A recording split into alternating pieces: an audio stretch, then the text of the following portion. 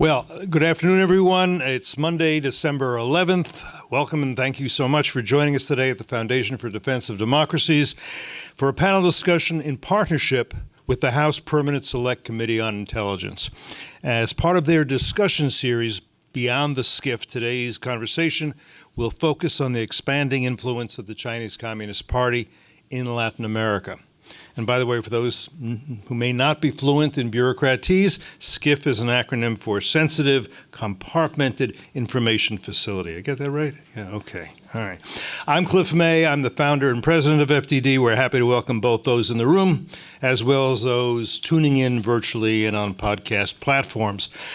I'm pleased to introduce our panel for today's discussion, but first a note that Chairman Mike Turner, who planned to deliver remarks before the discussion, has been asked to testify before the House Rules Committee on H.R.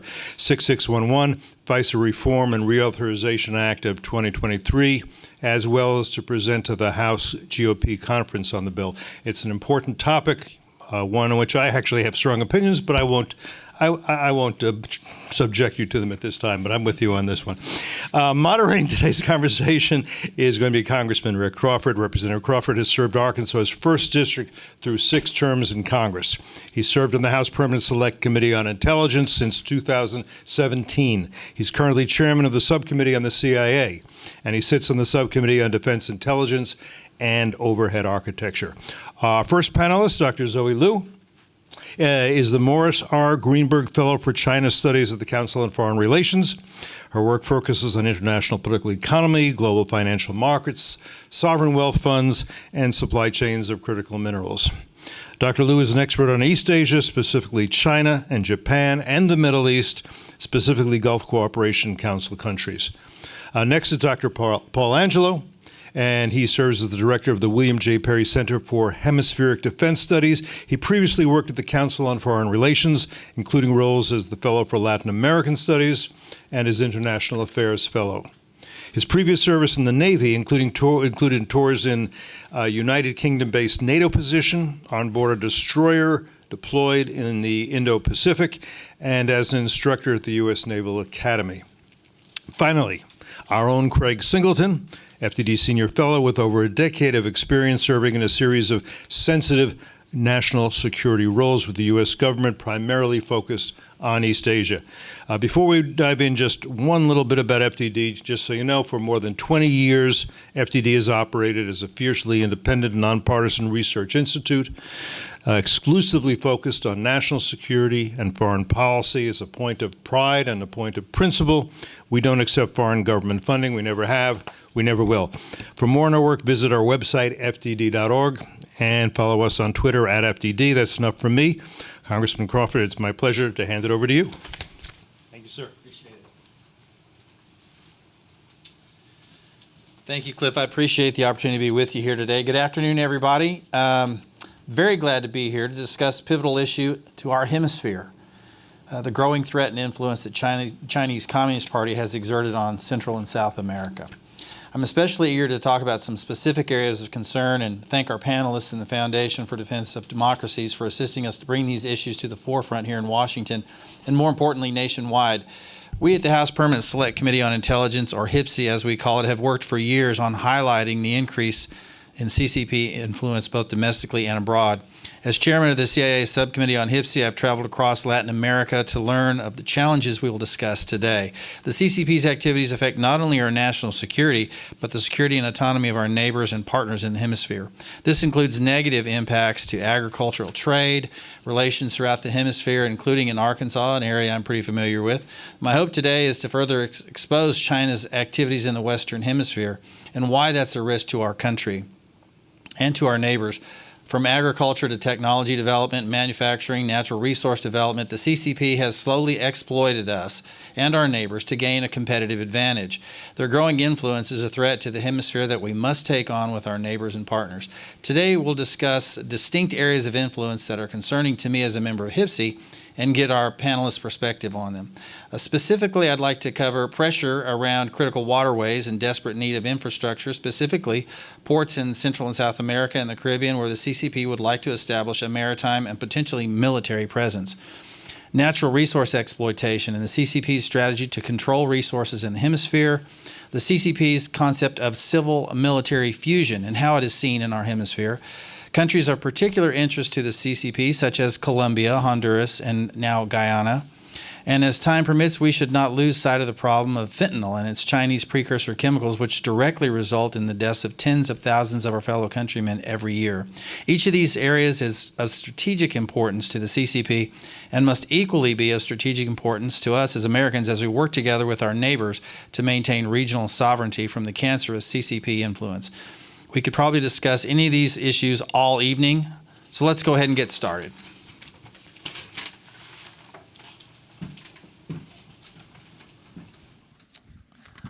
Thanks for introducing the panelists, Cliff, so I don't have to do that again. We have really a great world-class panel here, and I'll just go ahead and get started with my first question. I want to start with Dr. Angelo. Considering your military and academic experience in Latin America and the Caribbean, including time in Colombia and Honduras, what do you consider as the critical emerging security threats in the region that the U.S. should prioritize in its foreign policy agenda? Thank you, Congressman, and thank you to the FDD for the invitation. I should also just preface my comments because I am a Department of Defense employee, that my views do not reflect those of the institution or the U.S. government. But when looking at Latin America and the Caribbean, I think from a purely military perspective, there are two primary interests that the United States government has. Firstly, the defense of the southern approaches to the United States, both territorial and maritime, and secondarily, the protection of the Panama Canal, which is one of the world's great choke points, a waterway through which 6% of global trade passes, and it's critical to resiliency of our own supply chains here in the United States. But we can't look at the threat vectors that we see in Latin America specifically or exclusively through a military lens, because, as we all know, security is multidimensional, and our adversaries in China and Moscow understand it to be such. And so we need to be focused as well on the economic security, the political security, and the human security of the countries in this hemisphere. Because if we're not paying attention to the multidimensional and multi-domain aspects of security, then we are at risk of sowing the seeds for cycles of discontent that will create instability and create thereafter problems for us here in the United States. And in this context in which the region is emerging from the COVID-19 pandemic, Latin America and the Caribbean was the most adversely affected region of the world in absolute terms, in terms of deaths due to COVID or reported deaths due to COVID. Economic terms, the economic recession associated with the pandemic was the deepest in Latin America by comparison to other regions of the world. We've noticed, or it's evident, that there is a cycle of discontent amongst populations in the hemisphere. The economic prospects for people have soured. Their commitment to democracy is on the decline, and unemployment has soared in recent years, which is helping foment the cycle of instability that drives immigration to our own southern border. And these are all conditions that play to the advantage of our near-peer competitors, Russia and China. Let me sort of drive this over into Dr. Liu's lane a little bit from the economic perspective. I think we could look back at the Cold War history with the Soviet Union and think, well, we've got the potential, because of their flawed economic system, we can wait this out. And I would say that probably we can't wait this out, because that whole era of the Cold War, I think the Chinese Communist Party were learning as they were growing, and we sort of facilitated their economy. And so I think they've learned, I kind of would call it faux capitalism, maybe as well or better than we have learned capitalism, to use it to their ends, even though they're a totalitarian regime. And so, number one, I want you to kind of unpack that a little bit, and how does that apply to, say, for example, as Dr. Angelo mentioned, Panama Canal, critical infrastructure, how important that is economically, and China's presence there. And then on the diplomatic front, using what they called COVID diplomacy to gain a foothold in those nations that were hardest hit on COVID. And I'll stop there and let you comment on those thoughts. Thank you very much, Congressman, for your thoughtful questions. And before I start my answer, I also wanted to thank FDD, thank Craig, as well as the president here for the invitation to have me here. So, Congressman, to directly answer your question, the first part of the question, to what extent China utilized or learned from the U.S. market-based economies trying to use capitalism without actually taking the freedom aspect of it, without transitioning, or from Americans' missionary perspective, we are thinking that at one day with the rising economic growth, perhaps one day politically China would move towards that direction. For a period of time, it seems that that was sort of moving at least to the right direction. Even today, when we are in an era featuring, for a lack of better word, decoupling or de-risking. Even American companies for a long period of time, nobody ever said the Chinese system was perfect. But the problem, previously the appeal of the Chinese model has been that at least the trajectory was right. The trajectory was moving towards towards our expectation, or for that matter, there has been a lack of huge major policy swings. In other words, wherever capital prefers certainty, prefers lack of policy misdirection, Chinese model was there up until perhaps the recent 5 to 10 years. So from that perspective, the success of the Chinese business, the success of the Chinese economic model has been featuring the state-centered growth model, where the party, in particular the Communist Party of China, has been at the center of resource allocations from capital, from loans or credit to land purchase. But the flip side of this economic growth model has been at the cost or at the expense of the Chinese people. To a very large extent, the story, economists or financial or academics would like to call China's system as financial repression. The idea that using below market rate, interest rate, or capital controls so that all the capital resources can be channeled within not just within the border, but also at the expense of the state-owned banking system. So from that perspective, the cost has been the Chinese people. Hence, what we have observing as a window through the COVID times, it's hard to gauge the scale of the COVID era protest, but at least it's a scattered window gives us an opportunity to take a look at the growing discontent among the Chinese populace, at least to the economic model, where their hard-earned money may not necessarily be allocated to their benefit. Now, go to your second question in terms of China's COVID diplomacy, as well as China's growing influence in Latin America through critical infrastructures. I would say that actually, if you look at the first time when China issued its first strategy paper towards Latin America and the Caribbean, if I remember it correctly, it was around 2006 when China issued its first strategic paper towards the region. And in that paper, actually, the Chinese government had laid it out quite straightforwardly. They prioritize trade, they prioritize natural resources, they prioritize investment in infrastructure, telecom.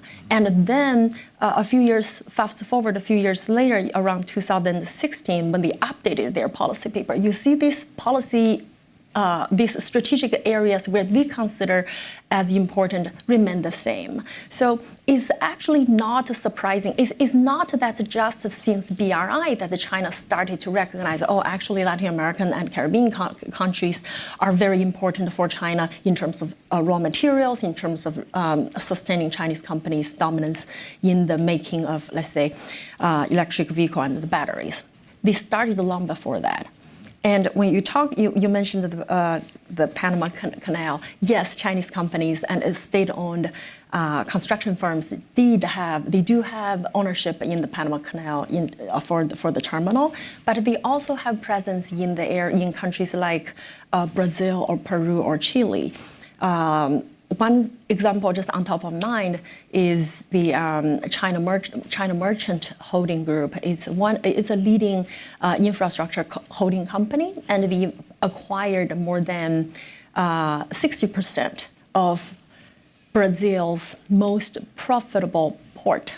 And that port happens also to be very important for Brazil's export of soybeans and other critical raw materials. So from that perspective, China's influence, China says, now it's probably about a decade ago, saying that it aims to expand in these areas. And now, if we look at China's portfolio today, actually they have been doing what they say they would want to do. It's interesting you brought up Brazil, and I think sometimes the United States, we sort of shoot ourselves in the foot occasionally. For example, in the early 2000s, we saw a number of U.S. farmers that were investing in Brazil. There was an opportunity to invest in land ownership and take technology to an area that was ripe with potential for agricultural production. And so that's what happened.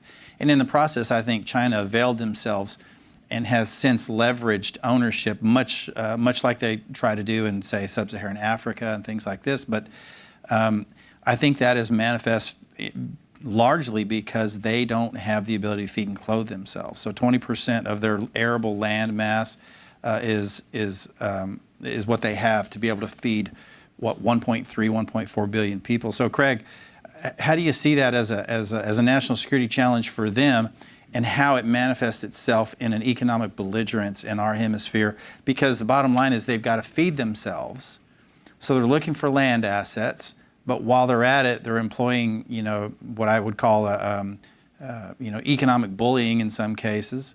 And then again, I mentioned that we have a habit of sort of shooting ourselves in the foot. I think we've done that, for example, by not offering alternatives in telecom, which has been one of their biggest selling points over the last probably 10 years. So what are your thoughts on that? No, absolutely. And it's great to be here with you all today. And I'm so happy, having served several tours in Latin America, that the region is getting, I think, sort of the due that it's owed. I think here in the United States, we've often talked about food security as being paramount to national security. Mm-hmm. But actually, as Dr. Liu mentioned, China has had that same sort of strategic framing for 2 decades now. It's not simply because you can extrapolate from population timetables and the decreasing amount of arable land in China and their strong inflows of trade in key sectors, soybeans being chief among them, that the Chinese recognize that they did have, or I should say Western countries, particularly the United States, did have some structural leverage over some of these key pillars of their economy and perhaps their future security. And so as they started to expand in Latin America, I think one of the things that I found so fascinating was some of the strategic framing. It was not just that the U.S. had not invested and had sort of taken for granted the region. It wasn't also that leaders in the region were sort of found common ideological cause with the framing, the great power framing that the Chinese were presenting as an alternative to us. It's that we actually offered no alternatives to most of these partner countries at all. And so in almost every case that I can remember, partner countries would come to Washington and say, hey, we have a competing offer over here from the Chinese, whether it was in the agricultural space, whether it was in the port development space, whether it was in the information and communications technology or ICT space. And because we weren't willing to step up for a variety of reasons, or perhaps some of these projects, upon sort of reflection, were maybe not as marketable or perhaps likely to be as profitable, and the Chinese were willing, through their evolving model of state capitalism, to take a haircut, to undercut for long-term strategic gain. You do see this very clear positioning along all of the key sectors that Dr. Liu mentioned. ICT is chief among them simply because we've talked a lot about Huawei and the threat posed by Huawei, for example. Huawei is the largest 5G provider from Costa Rica to Argentina. They dominate the ICT space, particularly now in the cloud domain. And you start to see Alibaba and increasingly Huawei also getting involved in this next generation of technologies, where most of the cloud infrastructure being built in the region has connectivity to Chinese companies, and some of the data storage is being housed back in China. So the Chinese are establishing control over data flows. all of this is happening, I would argue, primarily because the United States hasn't actually offered a compelling alternative. And I think that's sort of the debate today is how much U.S. taxpayer dollars should be devoted and invested towards a compelling alternative, or are there some of these core areas where, unfortunately, we're going to consistently be undercut and therefore they're not viable for U.S. companies? Industrial policy is a little bit of a four-letter word in this city sometimes, but I think if employed smartly in our own hemisphere, we do actually have the ability to compete and to compete effectively with countries that want to partner with us. So you teed up my next question to Dr. Angelo, and that is, how does this complicate our relationship militarily with countries? For example, I'll use Costa Rica, who suffered a pretty serious cyber attack attributed to China, and then they turn around and ask for the United States to come and train and provide some degree of cybersecurity. And Costa Rica is unique among most of those countries in Central America in that it doesn't have a military per se, and yet our DoD assets were being asked to go and help provide some measure of support and training for cybersecurity. Address that, because it's not just Costa Rica, but that's a really good example. Absolutely. And then other countries where they're, maybe they want an expanded military presence from the United States, but that's compromised, in my mind, due to their dependence on Huawei.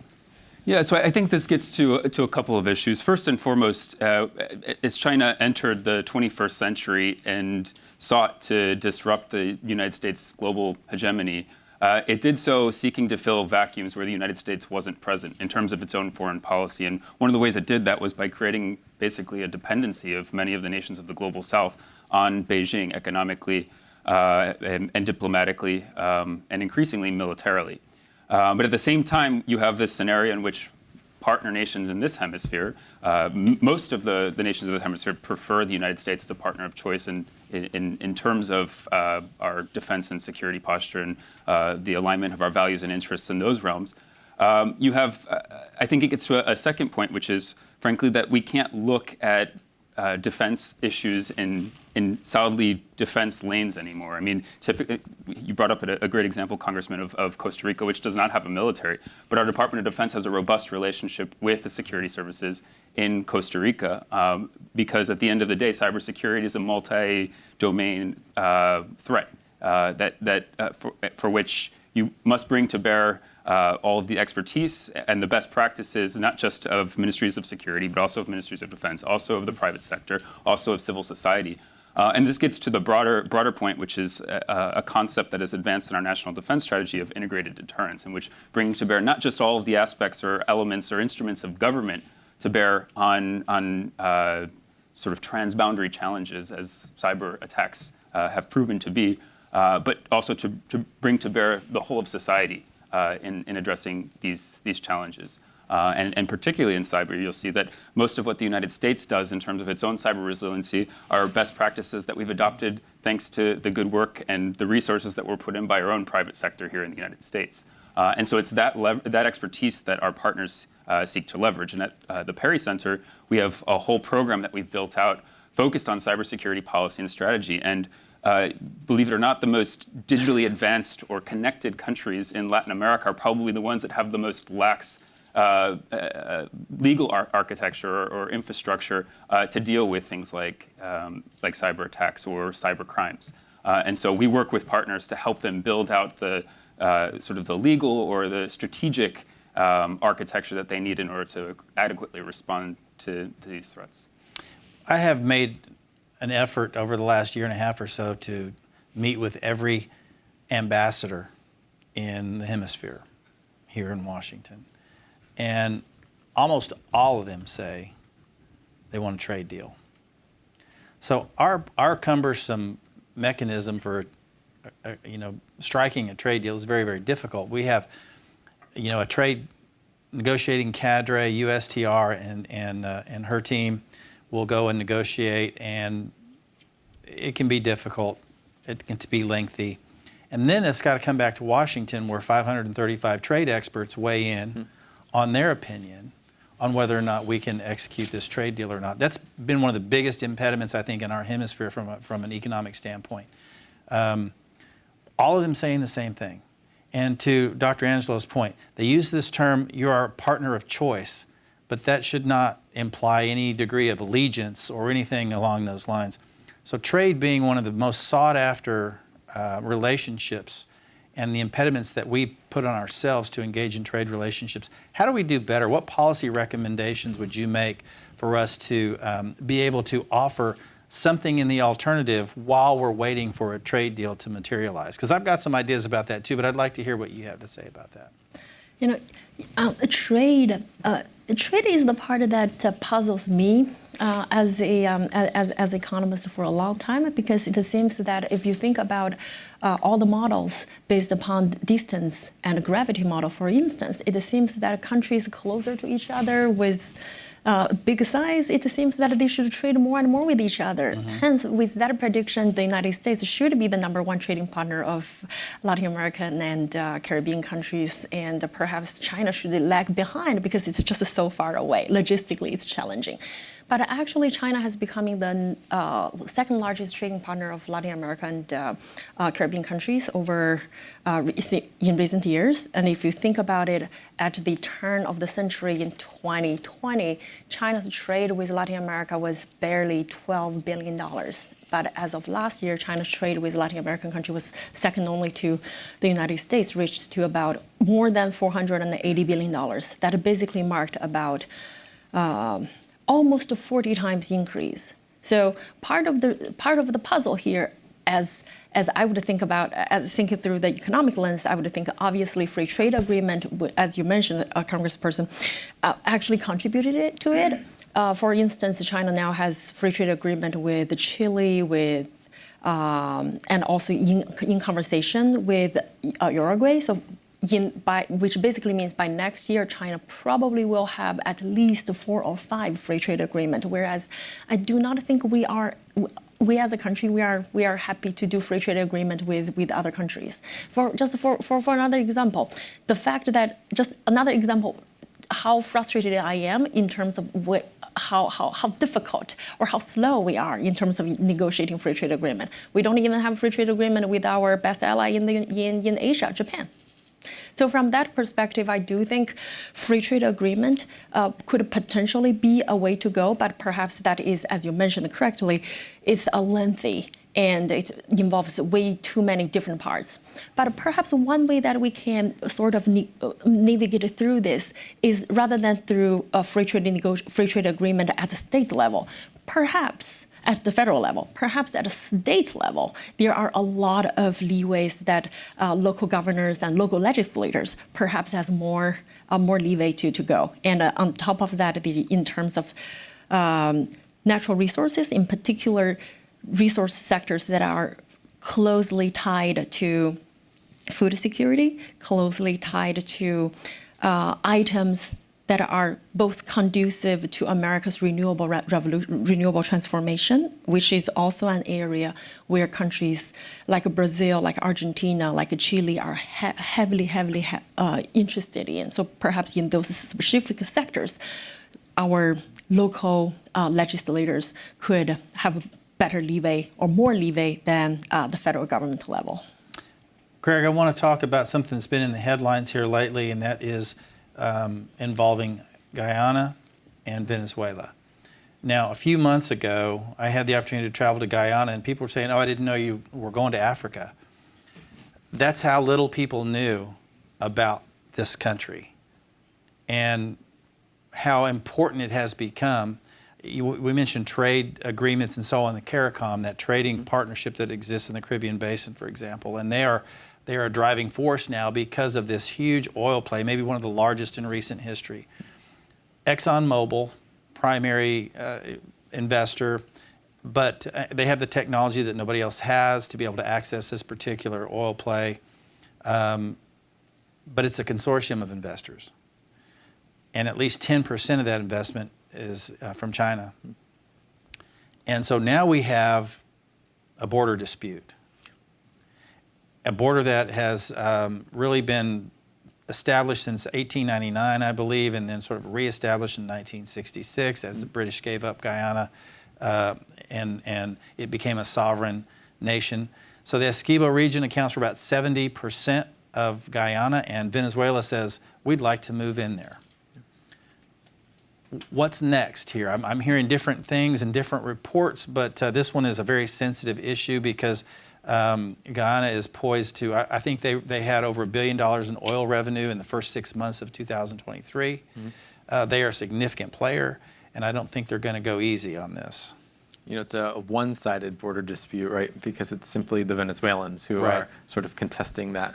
I think as we watch increasing crises driven by authoritarian regimes around the world, it shouldn't surprise us that something would flare up in our own hemisphere at a time when authoritarian countries believe we are overstrained, that we are incapable of directly influencing events on the ground. And we have to remember that this is also occurring within the context of a U.S. brokered agreement with Caracas for political change and large holds on sanctions against Venezuelan entities, that even after those red lines were crossed, this administration, the Biden administration, elected to not sort of snap back those sanctions in place and show a strong deterrent. So in that context, of course, it's not occurring in a vacuum. I would assess, and having served in Venezuela, that the regime sees an opportunity. A small country that, as you mentioned, most people can't place on a map. They can't articulate the important national interest, particularly as it relates to energy flows that this region of the world represents to the United States. And so they assess, perhaps strongly and rightly, that U.S. policymakers will be less willing to intervene, particularly as they are facing these sort of competing crises in Ukraine, Israel, and the situation in Taiwan. And so I think, at least from the Chinese perspective, as they're watching this, we see the same movie sort of repeating itself. You know, remember, China and Venezuela maintain very strong ties. There are several thousand Chinese nationals who live and work in Venezuela, but the same is also true in Guyana. And so we've seen in the last few days the Chinese putting out consistent messaging that we would expect, but that I don't suspect anyone's actually listening to, but a real focus on respecting sovereignty, mediating this out.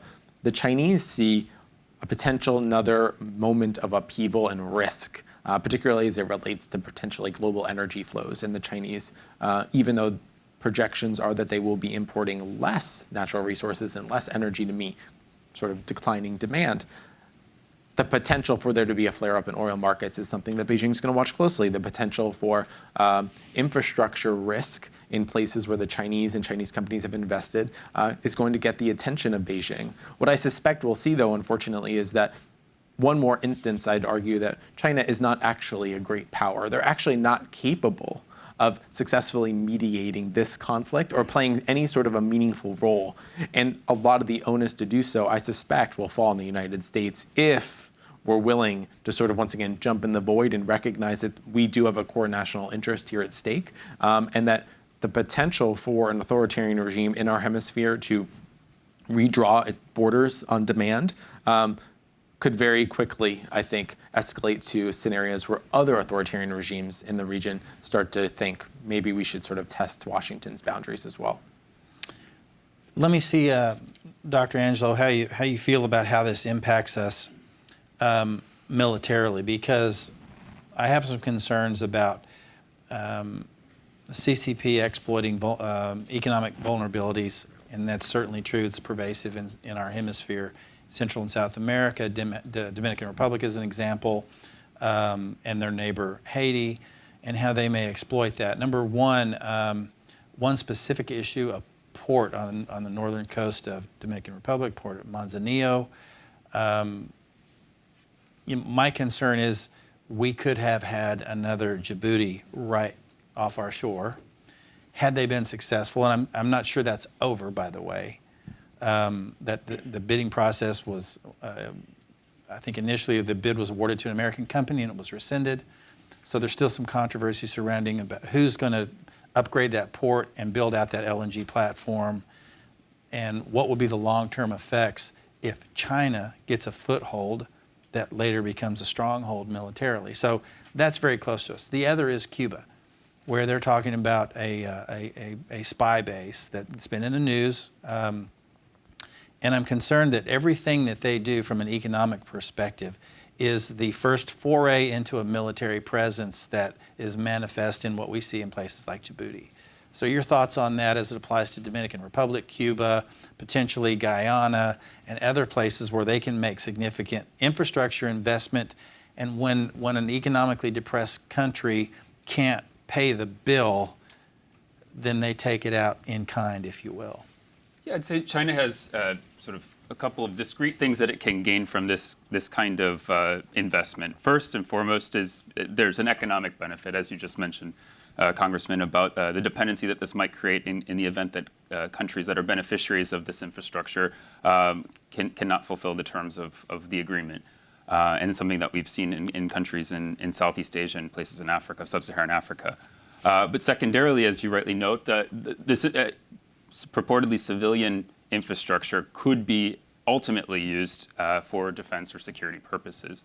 And so this is the real risk about the network of ports that are Chinese built, Chinese operated, and Chinese leased in some cases for 99 years around the hemisphere. That creates a capability or a potentiality in which Chinese vessels, which currently aren't deploying, for instance, Chinese naval vessels aren't currently deploying to our hemisphere in any routine way. But in the ultimate event that they do choose to, it gives them the opportunity for sea basing, which is precisely what the United States has built over the last 70 years in East Asia, where we have a series of cooperative agreements with partner nations and allies in Asia that have allowed us to base our assets and our troops there as a deterrent for Chinese action in places like the Taiwan Straits.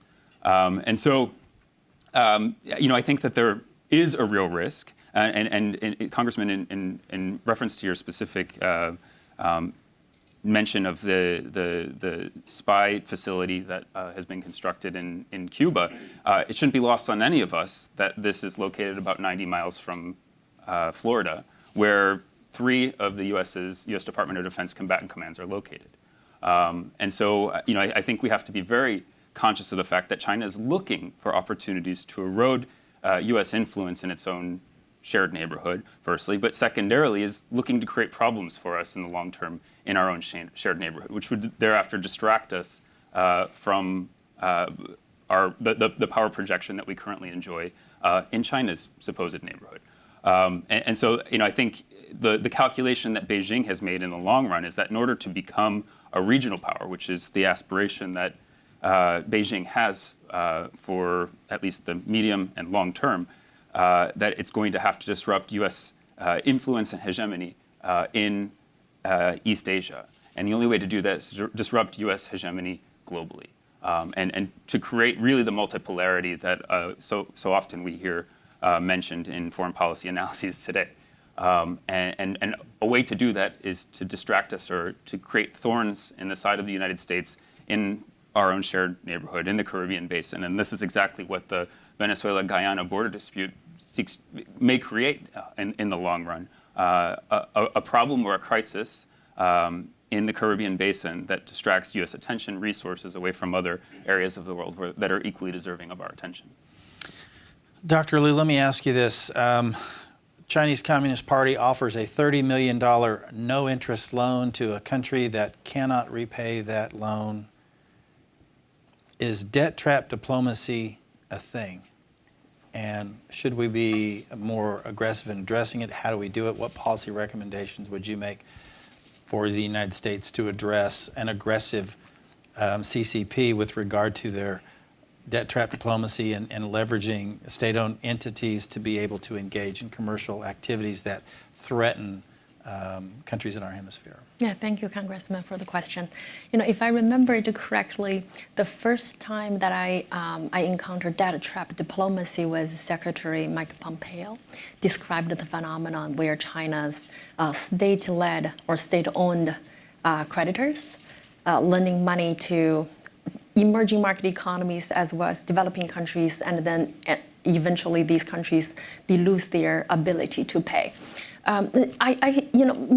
Myself and many of my colleagues who sort of started from empirical data tend to take a different perspective. We tend to think that a lot of these China state-owned, state-extended loans speaks to a lot of China's own lack of capacity to do due diligence. They tend to think that whatever model that they were able to do inside China, they were able to do it elsewhere and without any problem. And then eventually they realized that regime change could lead to an infrastructure problem to be derailed, and a local protest could be, and environmental problem could be. So a lot of these issues that they did not previously encounter inside China now become a problem for them. That sort of demonstrates an uncharacteristically short-sighted view from a nation that has a history of being very long-term strategic thinkers. Absolutely. I think that's actually one of my own complaint about China's overseas lending for both in terms of zero interest rate loans, or for that matter, the undefined characteristics of what constitute or does not constitute as Chinese government aid, right? So from that perspective, yes, China has, as a country, when China was established back in 1949, the country has been the history of Chinese growth has been featured around 5 years plans. And when people now talk about, oh, China has been diversifying its foreign exchange reserves now, but actually they have been starting doing that like in the early 2000s. So you are absolutely right, Congressman, in terms of Chinese planners, they think in the long run. But if we think about when did China started to become a net creditor to the world, that's fairly new. In other words, they did not have much experience compared with the traditional donors like the United States, like UK or France or Germany from that perspective, for that matter, Japan. So the experience that they had in China, specifically, they know that they understand how to build infrastructure. That's why you started to realize BRI features infrastructure investment, and for the purpose of addressing China's domestic overcapacity problem. And then they realize in a totally different environment, they run into problems. That actually speaks a lot to China's own lack of capacity to invest overseas. So from that perspective, I think lessons learned for us here is that on the one hand, we should be cautious in terms of overextending our financial capacity in areas that seems to be non-bankable. China's lesson actually provide a huge valuable lesson to ourselves. And in an environment where interest rate hikes makes borrowing very much expensive, I do not think any prudent investors, at least market-based investors, have expanded appetite to invest in higher risk or frontier market. However, I think this is what we should be leveraging. Our alliance, our partnership is something that we can leverage. For instance, we do sort of enhance the capacity of the Development Finance Corporation, the DFC. I think you and many Congress people deserve bravo. But there are a lot of remaining constraints for DFCs. Like, for example, DFCs still cannot work with state-owned enterprises, whereas in countries like Vietnam, a lot of these African economies, state-owned enterprises are probably your only choice. So from that perspective, we should leverage our partnership with countries like Japan and Korea when they can do the job. So I mentioned the port at Manzanillo in Dominican Republic earlier, Craig, and really one of the things I think that we could point to as something that we did here that was, I think, orchestrated by the embassy there in Dominican Republic was to get the Corps of Engineers involved in speccing out that bid. What that did was it created a transparent model, and it smoked out some shell companies. And so, to Dr. Liu's point, so these state-owned entities, they're not constrained by regulatory regime that we have here in the United States, and so they can function in ways that make it difficult for us to compete. I think this is a great opportunity, though, in looking back at that, what they've done by using the Corps of Engineers for technical consult to create the specifications for that bidding process, accomplished an awful lot. So here's what I'm getting at, is soft power projection. So we can't, the difference between the United States and our whole of government approach, which is wholly inadequate to match China, And it's because our whole of government is just our government, whereas China's whole of government is their entire economy. Right. But we can't compel our economy, our private sector, to do anything. But what we could do is that soft power projection, which was demonstrated at a simple thing like speccing out that bidding process in the Dominican Republic to help create a more transparent model. Talk about that a little bit, about some of the things we might be able to do, a low-cost, high-yield soft power projection. No, absolutely. So much of our discourse about competing with China in the hemisphere or around the world is about mirroring Chinese behavior. The Chinese have offered an $80 billion project. The United States needs to somehow compete at that same number or meet this objective. And so we start to get into a debate about whether we need to out-China China in some of these regions. And I think you bring up a great point with the Army Corps of Engineers, because we sometimes forget that there are these very low-cost options that have tremendous return on investment.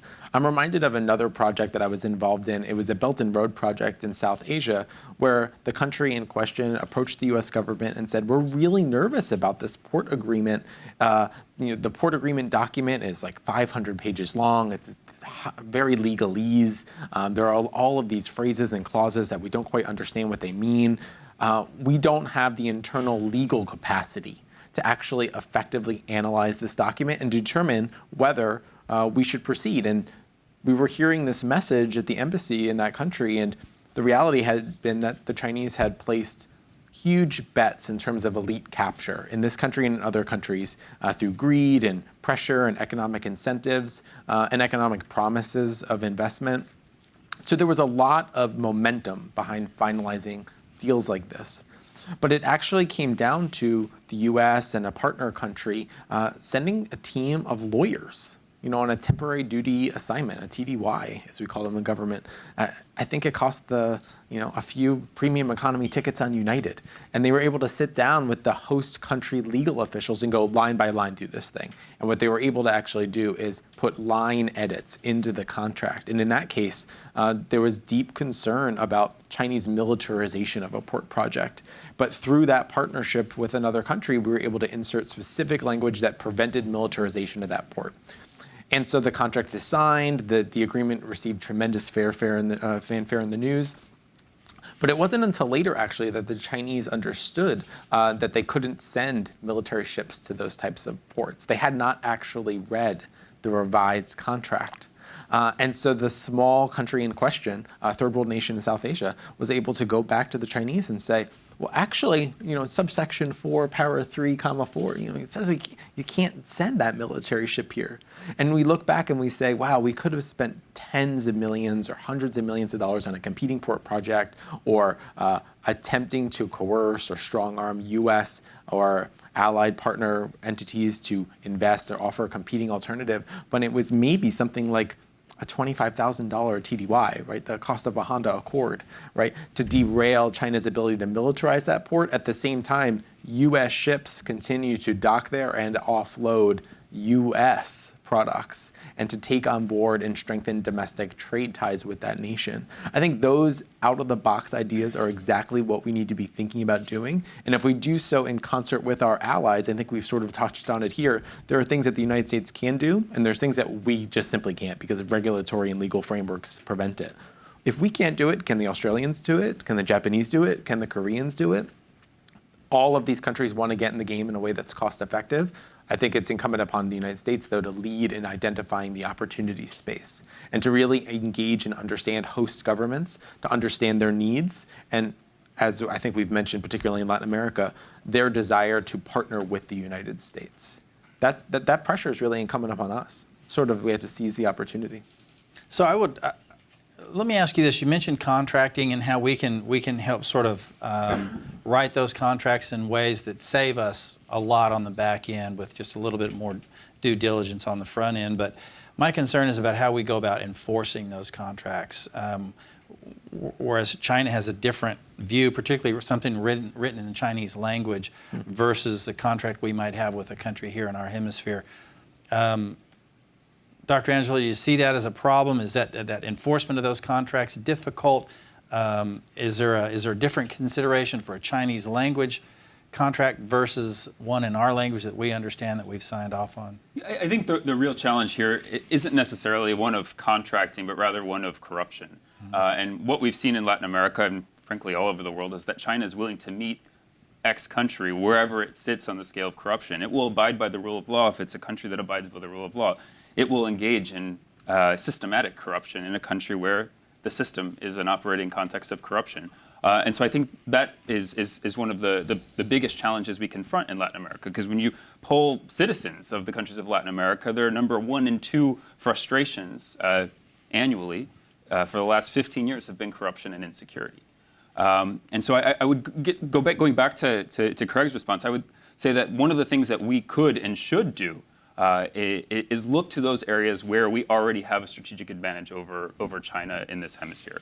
I think easy sort of low-hanging fruit are the social and cultural ties that we have. We share demographics with many of the countries of this hemisphere.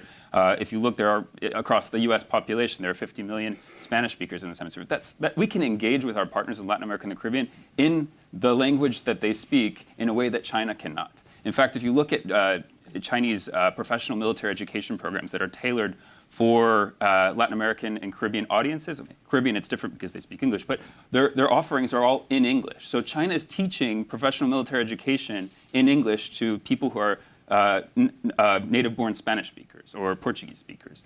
And so I think that's one area where we should be really doubling down on our engagement. And instead of looking where we can cut a couple $100,000 or a couple $1 million here and there in terms of our social, cultural, and educational exchanges, we should be doubling, if not tripling, those budgets. But secondarily, we should look to our security cooperation enterprise. The United States has long and established security assistance and security cooperation relationships with nearly every country in this hemisphere. And the United States and allied nations and NATO are producing a product and have technologies that are of greatest desire for our partners. It's not that our partners necessarily want to purchase Chinese military technology, but sometimes that's the only thing that's available. Or China is offering them technologies or equipment with no strings attached, so to speak, at least not in the immediate term. And so if we look to, as I mentioned before, we are in military and security terms the partner of choice for most countries in this hemisphere. And one way that we can build on that is to actually expand our security cooperation ties by offering greater access to U.S. made equipment, but I think if you look at historically across Latin America, part of the limitations that we've confronted in terms of our success in the administration of security cooperation is that we haven't paid as much attention to developing the absorptive capacity of our partner governments to absorb the technology, to absorb the capacity, and then to provide the sustainability of that technology. And this gets to a lot of what we do at the Perry Center, is known in the DoD as defense institution building, but helping build up the civilian bureaucracy that can be the historical memory that can ensure that maintenance and sustainability of the technologies or the armament that we've transferred to partner nations is actually being utilized and well maintained, so that when push comes to shove and we need to leverage that capability of a partner nation, that we're able to do so. Okay, last question. We've got about 3 minutes left, so I'm going to pose this question to all three of you, kind of lightning round style. Fentanyl. I mentioned it in my opening comments. How do we address it? How do we stem the flow? And how will that impact our relationship with Mexico? Dr. Liu, we'll start with you. Just give me a 1 minute answer. I think the fentanyl issue, there are two parts of it. One is the supply side, one is the demand side. The supply side, we really need, on the supply side, which is what President Biden and President Xi agreed to do. We need more information from China. Who are the different varieties of suppliers and manufacturers of all these different precursors? It's not just the pharmaceutical companies. There might be other food ingredient processors and things like that. Need more information. Yeah, on the fentanyl front, I mean, if we look, fentanyl is the #1 killer of Americans between the ages of 18 and 45. And so it is a major priority for the U.S. government to address that. And China is the #1 distributor or supplier of precursor chemicals that end up in Mexico and then get converted into what amounts to be about a 20-cent tablet in Mexico that is sold here on the street in Washington, D.C. for about $20. So fentanyl is a drug like none other. In that regard, in terms of, it has a transformative monetary capacity of about 100 times whereas I think cocaine is somewhere between 15 and 20 times the value in Colombia. So, I think what we really need to do is leverage our relationship with Mexico and the Mexican security sector to get after fentanyl. Unfortunately, the Mexican security sector right now is distracted with a plethora of other issues that are keeping it from actually performing its primary goals of territorial defense and citizen security caused by cartel wars. And so, I think helping refocus the debate on one of supporting our Mexican partners, in particularly the Mexican Navy, which has proven so faithful and good at performing anti-transnational organized crime operations, is one way to get after this problem. Excellent. Craig, I'll give you the last word. I would just say I have very little confidence in the deal or the agreement to resume fentanyl talks between the United States and China, and I think we've sort of seen this movie before. But I think Paul brings up a great point, and that is our ability to build capacity and to share information with partners and trusted, vetted units, particularly in places like Mexico, that are facing numerous resource demands, particularly because of rising cartel violence in lots of parts of Mexico. I think we actually haven't fully mapped out what these cartel networks look like and the infrastructure on the ground in Mexico ourselves. We understand where the precursor materials come from, but when all the materials and the transshipment points reach Mexico, we actually don't have a very good sense of where that's going. Counter-narcotics has been tremendously under-resourced as a national security objective by the intelligence community. I think this should be one of those areas where we increase our investment, are able to map out and share that information with trusted partners, and then test in a confidence-building mechanism whether the Chinese partners are willing, able, and capable of taking action against specific supply chain transshipment points in Mexico. And if they're able to do that and we're able to build up that confidence, then we can share more. I think that if we see, unfortunately, that they aren't able to do that, then we sort of have to go back to the drawing board and assess whether we can effectively work with the Mexican government, the current Mexican government, in the fight against drugs. Well, thank you all very much. If you would give our panelists a big round of applause, appreciate it. We have time for a few quick questions before we wrap.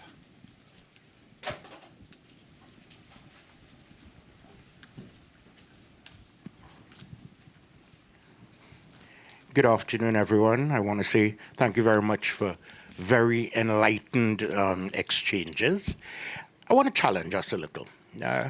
Many of the things that were said seem to focus, and this is a phenomenon I've recognized. We often say Latin American and the Caribbean, right? And it's almost as if we treat it with one broad brush. And I want to challenge us. Those are two very disparate regions with very disparate issues. And if we attempt to look at it as one, then we would probably come up with a solution that is not tailored and therefore not as effective as it could be. One. Two, hasn't the US lost a step a little in not leveraging diplomatic relationships along the continuum? Because you can't look at it solely in terms of the gunboat diplomacy approach. That time has gone. Now we need to get into more wisdom, more of these soft power approaches towards it, where I think there would be leveraging of various things that could influence appropriately and not just look at, trying to catch up to China or trying to counterbalance. No, it's a long term. In the very same way that I think one or two of the panelists were speaking about providing counter offers in terms of dollars and cents, perhaps we can have counter offers in terms of a strategic direction over a period of time. It can't be a short-term thing.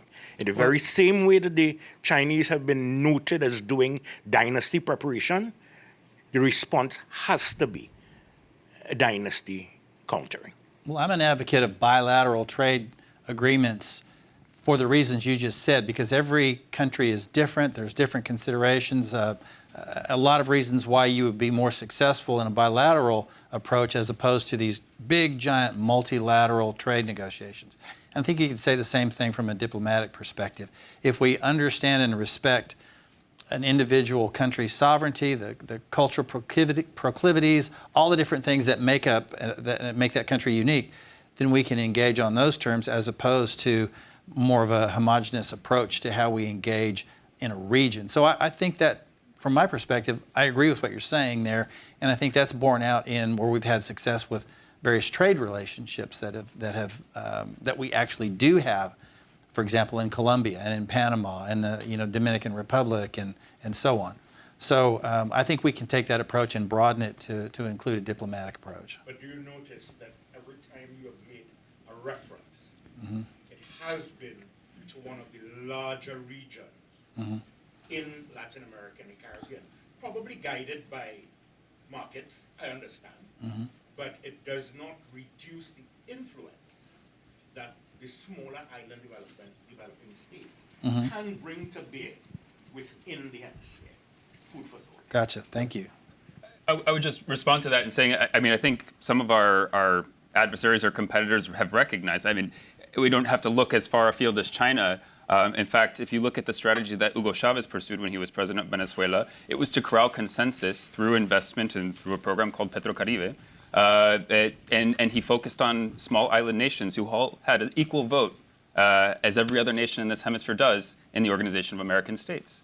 And it was through those diplomatic and economic pressures that we saw essentially a scenario in which many of the countries of this hemisphere refused to stand up for democracy in places like Venezuela, have refused to stand up for democracy in places like Nicaragua, because it is of economic benefit for them to abstain.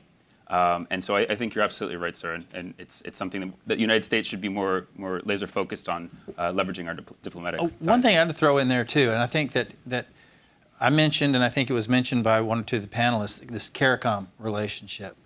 That exists because those countries viewed their ability to form a strength in numbers approach to improve economic outcomes for each individual country, but they did it in a way that sort of empowers them from a regional perspective. That's not to take away from their individual cultural significance, because look, Jamaica is a heck of a lot different than Guyana, is a heck of a lot different than the Dominican Republic.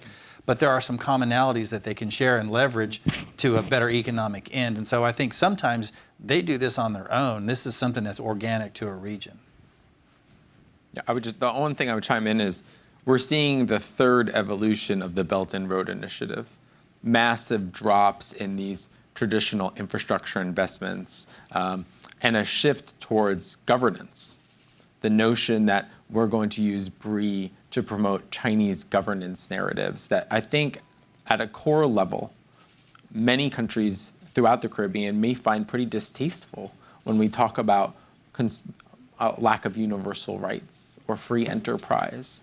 And I think as we learn more and more about Xi's push towards governance, and as Belt and Road investments drop quite considerably, I think, for the next few years, there is this window to have a talk about where do your values and interests align most.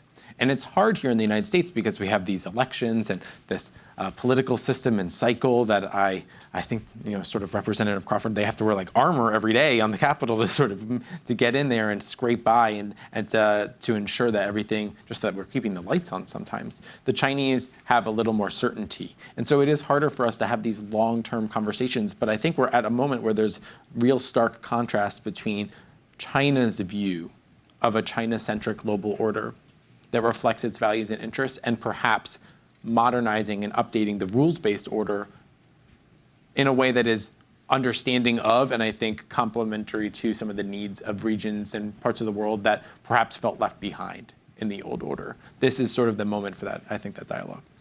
They're giving me the light, so it's time to wrap up. Once again, I want to thank our panelists, and particularly want to thank the Foundation for Defense of Democracies. Cliff, wherever he is, thank you. We appreciate you hosting today, and thank you all for being a part of it.